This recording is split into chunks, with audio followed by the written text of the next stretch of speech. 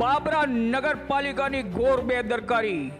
આસરા નગર હનુમાન દાદાના મંદિર પાસે એક ગટરનું કામ 6 મહિનાથી બંધ હાલતમાં છે। અહીંના પાલિકાના મેમ્બર અને પાલિકાના અધિકારીઓ કોઈ પણ પ્રકારે ધ્યાન દોરતા નથી। સાથે આરોગ્ય તંત્ર પર પણ સવાલ લોકો ઉઠાવી રહ્યા છે। આવી ગંદકી કેમ એ બાબતે પ્રવીણભાઈ મેરિયાએ લેખિતમાં પણ વારંવાર રજૂઆત કરી તો પણ આ લોકોના પેટનું પાણી હાલતું નથી। અહીંના રહીશો હેરાન પરેશાન થઈ જતા જનતાના પ્રશ્નોનો નિકાલ કેમ નથી કરતા તેવા આક્ષેપો સ્થાનિક લોકો લગાવી રહ્યા છે અને 50 થી 60 લોકોએ સાઇન કરીને નગરપાલિકામાં લેખિતમાં પણ રજૂઆત આપેલી છે।